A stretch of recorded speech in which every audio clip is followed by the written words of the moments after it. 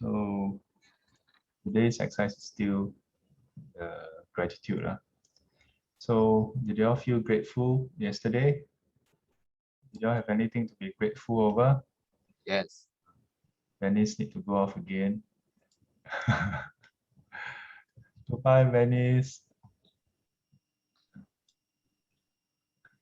Yeah, so you all recall the Sigalovada Sutta? Yeah, the very in a way popular, in a way famous sutta, the one about the lay person Sigalovada. So inside it talk about 6 directions. Yeah, so you have 6 days left.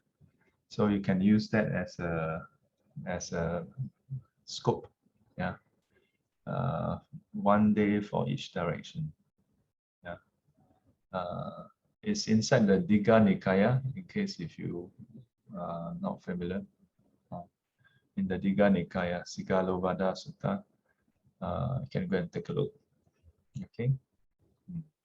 Let me see. Marcel, can you pull out one of the Slido questions? Let's see. Anybody have anything to ask?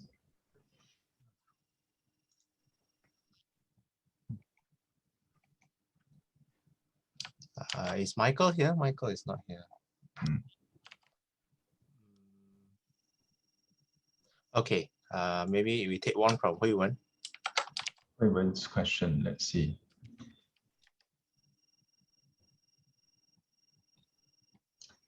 Hi, Shifu. May I ask what you mean when you say Amituofo in reply to others? It has been used in many instances. Thank you.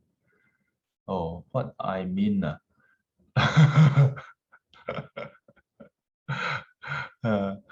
So let me reposition her question for her. First position is what literally Shifu mean, okay? Another one is what people usually mean, okay?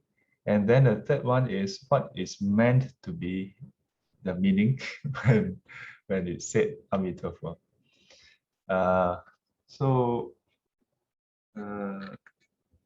First I'll tell you what my Shifu did. So when I was newly ordained as a novice, I remember when I was in Taiwan,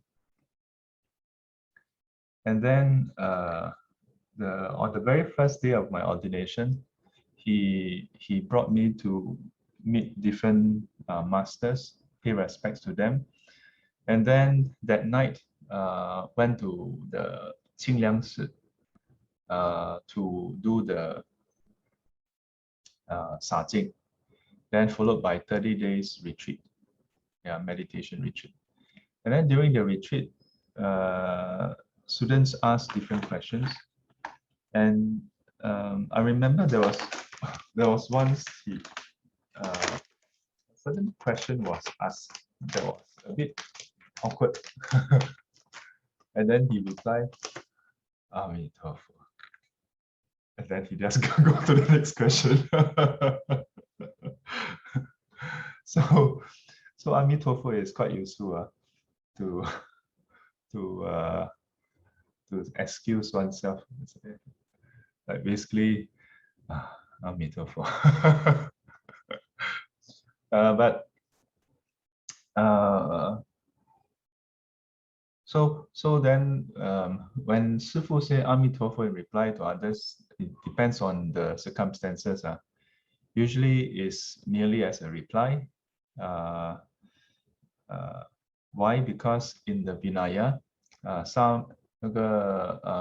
Sami Lü, inside the Sami Lü itself, it says that at least within the Chinese Mahana tradition, that when anyone call us, we should reply, and we should reply Amituofo. Yeah, it's actually inside the Sami Lü. So how about others? Yeah, I think for most people, okay, I think we do it because of the tradition. Yeah, because of the tradition. Like for example, in Singapore, those who frequent temple tend to do it, but not all Buddhists do it, and not even all Chinese Mahayana Buddhists do it. But if you go to Taiwan or you visit some Taiwanese centers, then it's a very standard thing. Yeah, even when they pick up phone, 喂阿弥陀佛, yeah. Like if you call some Buddhist centers in Taiwan, 喂阿弥陀佛法言是, it's almost like a ingrained thing. Whereas in Singapore, you call temple, maybe some may have maybe like hello, but usually Singapore say hello.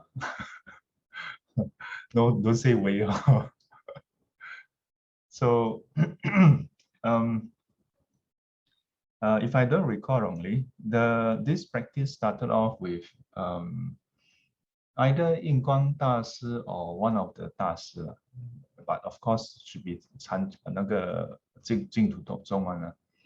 So it was said that this master, like whenever anyone called him, he would reply Amituofo. In fact, any kind of interaction, the first instance he reply is Amituofo. Yeah. What to me is interesting is two things.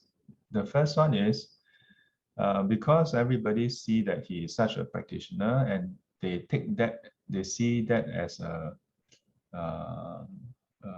mark of the Pure Land practice, so they emulate that practice. To whenever people call you, they just reply Amituofo. But what's more interesting is actually that should be the second part. What's more interesting is the first part, which is why did that master reply in that way? It is said that he replied in that way because he is constantly reciting the Buddha's name. Not just in mouth, but in the mind is constantly this. And that's why when people call him, or when the first response he have is Amituofo. But we later generations or his disciples and below, then end up just emulating the result. Yeah, we just emulate the result. Yeah, because we only see the result, yeah, but we forget that we should be emulating the cause. Yeah, the cause is he purify his mind by constantly abiding in a wholesome object, the Buddha's name. The result is, that's why he Amituofo. Yeah. Similarly to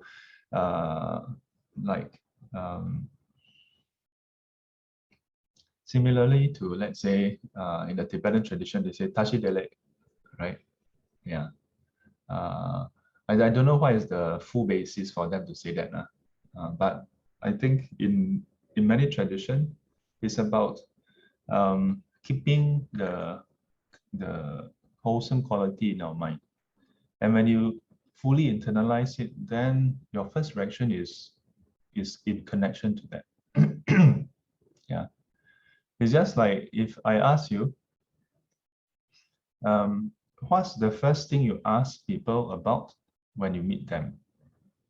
Or when your friends show you something new, what's the first thing you ask them about? Yeah. I don't know about y'all, but there was one day I noticed something about myself. When someone showed me something new, one of the first questions that come out is, hey, how much is it? You know, how much is it? Yeah. For some people, they may have different questions. They may think, what does it do? Or why did you buy it? And we ask different questions. Yeah, because and it's different for different people. But it most likely reflect your most natural response to whatever you see. Yeah, like for example, when I see a program or a computer game, yeah, my first response is, how did they write that?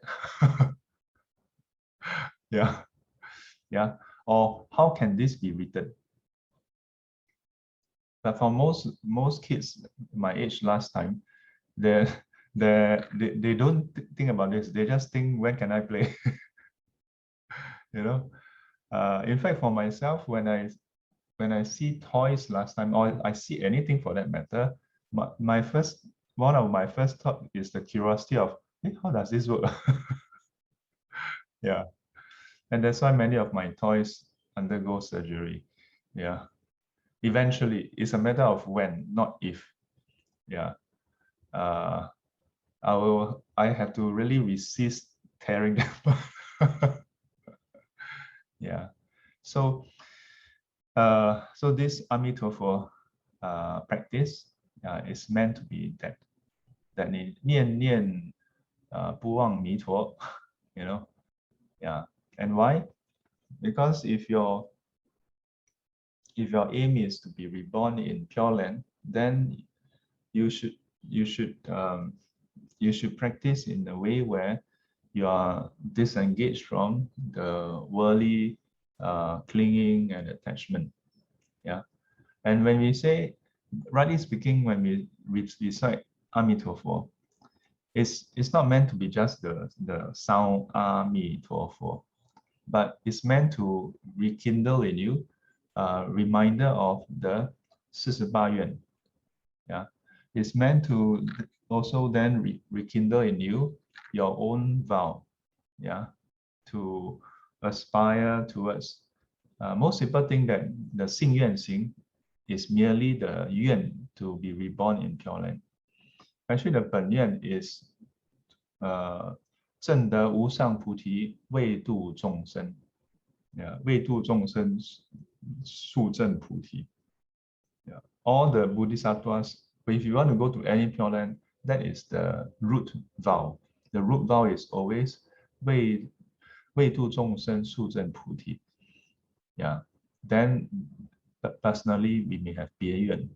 Yeah, that's why we look at all the Buddhas and Bodhisattvas vows. Within it is always this message that they at some point decided that they do not want to, that living their life just pursuing for themselves is no longer sufficient. That just working to earn money to pay the bills, or working to earn money to buy more things for themselves is no longer meaningful. That whether they are working or not, whether they are lay or monastic, that doing things just for themselves is no longer sufficient. Seeing the suffering of the masses, seeing how everybody is just pursuing after an endless goal and not being able to do anything about that, that's not sufficient anymore. That they take it upon themselves to improve themselves, to strive for perfection, so that they can be of help to others, so that they can be able to guide and teach others on the path towards liberation. So rightly speaking, when we recite Amituofo, it should connect us to all that. And that's why if you truly recite in that way, then 就烦恼会轻哦。Yeah, 乃至能断烦恼。Yeah, but if we just, you know, Amituofo, Amituofo, it's also good. Yeah, then it still has the 止的力量, still have samatha. Minimally, it has samatha. If you do it properly, if you one side Amituofo, the other side worldly, then even the samatha is weak. Lastly, about this, I recall many years back when I was invited to an interfaith dialogue in, I think, Jurong something, in one of the Jurong center. It was conducted by, I think, the Southwest CDC or something.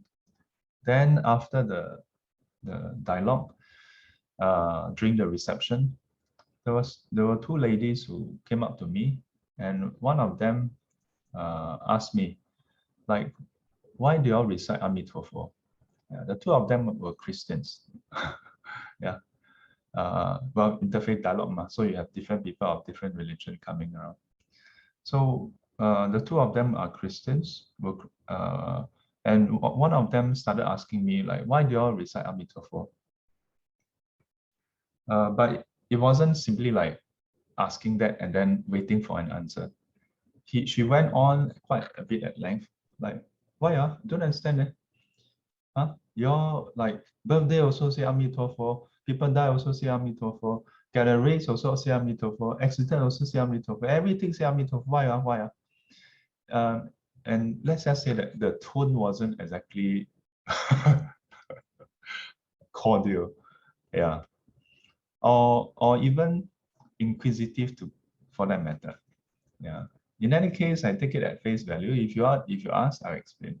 So I explained more or less what I did to you all, but almost before I could even finish, she basically like, oh, I don't understand why.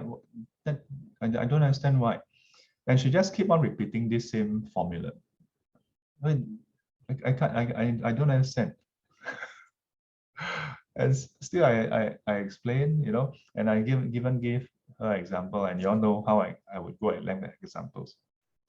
Yeah, but it was most interesting because she was quite visibly, like, should I say, as agitated. Yeah. And before you know it, there were others who were coming around to see what was the lively discussion about. And you know what happened in the end? In the end, one of the Muslim speaker came forward and told her off and said, hey, like basically like tell her off and say that, like, this is not the way to ask question, like are you even interested in the answer or something? Yeah, it was the most interesting. And halfway through the process, her friend was actually trying to stop her. Let's say, it's enough, right?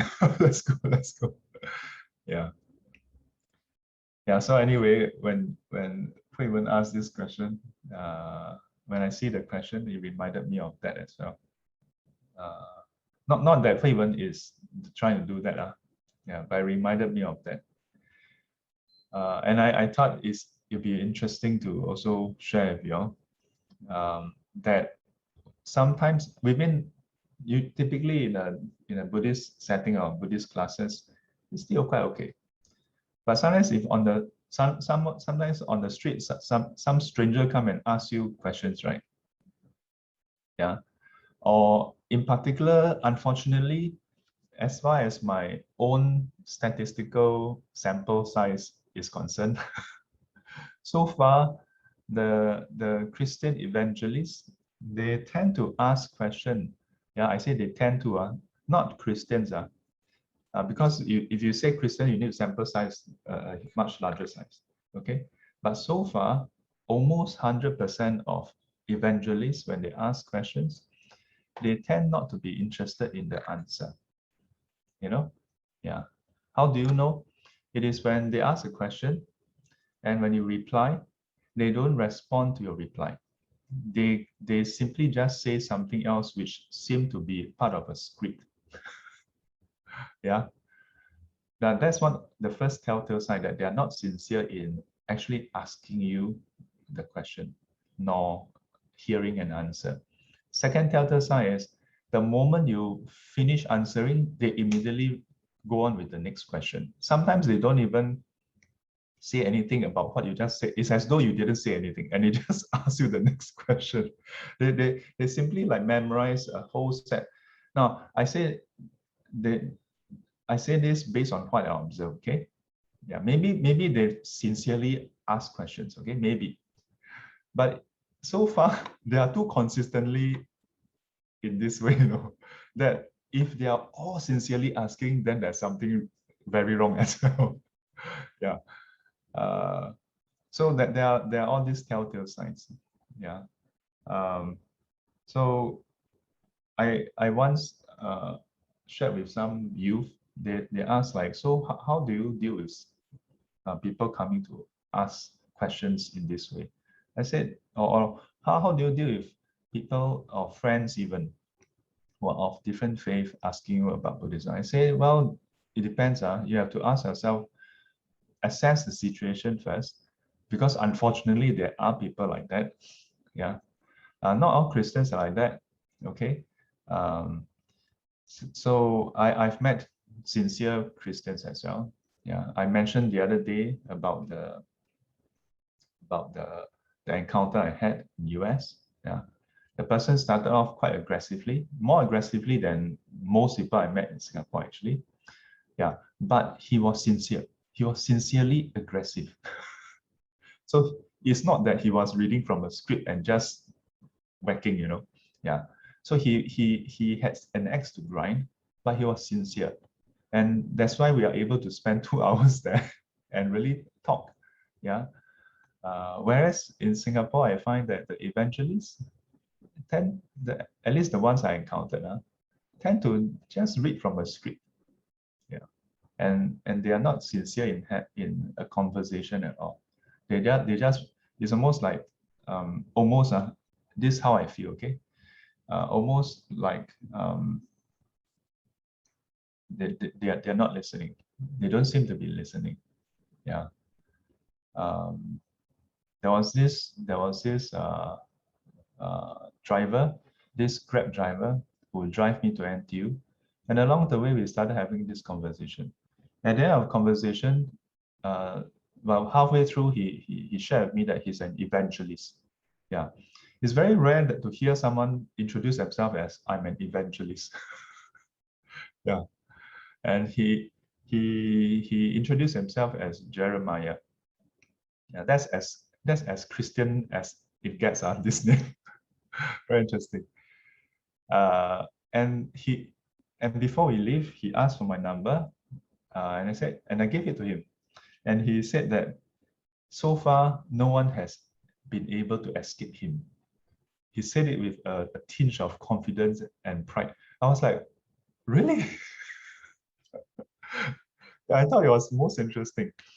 When he said that, he meant that whoever he approached to convert, he will succeed. No one has been able to say he approached and then didn't get converted. Yeah, it's been about, I think, 1 over year. Started last year. Yeah, so on and off, you text me. Yeah, and yeah, it's very interesting because time and again, I would tell him that, look, if you want to convert me, you got to give me something more to work with. I'm trying to help you here. You cannot. So what he'll do is basically he has a standard chunk of things, and in many cases it's not even written by him. He just copy and paste from the pastor groups that he is with, and he just paste into and it's always a standard quote. So I told him, I said, look, I grow with many Christian friends who try to convert me. I read at least some part of the Bible before. So most of the things you are sharing with me is not new to me. Yeah, it's not new to me. I don't say that I'm an authority in Christianity, but I know enough to say, no, this is not for me. I don't share in this belief, So, and simply that if you want me to develop a faith in something, let's say, I use something as a prop.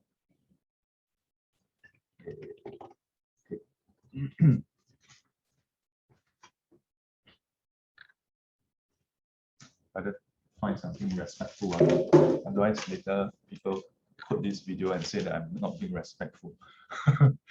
This is blank envelope, so cannot be disrespectful. So let's say now I tell you all, okay? I tell you all, this is, I tell you that this is written by Lee Kuan Yew. Oh no, cannot. Lee Kuan Yew also sensitive. But I want to use someone important. Let's say I tell you that this is written by Sir Stamford Raffles. Okay, quite important lah. Okay, but dead already ma, cannot find him to verify ma. But I tell you this is written by Lee Kuan Yew. Then you ask me, what is the proof? Then I tell you, you open up and you read what is inside. Inside it says that this is written by Lee Kuan Yew. Oh no, written by Stamford Raffles. So and then maybe you'll be like, so it must be true because this book says that this is written by Stamford Raffles. So it must be true that this is written by Stamford Raffles. This is known as circular argument. Yeah, I'm trying to convince you that this is written by Stamford Raffles, and then the only proof I have is that this book says so. So I mean, I'm merely looking at it logically, okay? And I'm sure there are others who can offer something more substantial, yeah. But the first thing I also share with students is, when it comes to faith, it's about belief. It's not about proof. So stop trying to prove to me anything. But it's very interesting that at least the few evangelists I've met, especially this person, Jeremiah, he has been trying to convince me. And so I keep telling him, by citing by citing from the very book that you're trying to convince me of, this doesn't work for me. Yeah, because you need to cite proof from something I already have faith in order for me to have faith in something that I haven't had faith in. You must work from where I am. Otherwise, yeah. So there are many things about this. So keep this in mind. Yeah, sometimes even when we practice Amituofo, or we practice Pure Land, we must be careful not to go in that direction, in the wrong direction, where we end up trying to convince people of something simply based, like, I mean, as much as he's an evangelical Christian, right? But you think about it, if Buddhists are not careful, we are going in the same direction. Yeah. This book says that if you don't recite this book, or this book says that this book will disappear at first, yeah. Or you cannot doubt this book. If you doubt this book, then bad things will happen. And when you say doubt this book, I'm talking about Buddhist texts. I don't want to cite which text say this, but y'all go and think about it. So my point is that, when we encounter all this, you must check your own bias also. You must check your own bias. Whether we are okay simply because it's Buddhist text, then non-Buddhist text, then we're not okay with it. Are we holding beliefs and religion to the same standard? Yeah. Yeah. So when we recite Amituofo, must recite with the right view. Otherwise, it's not much difference. Amituofo.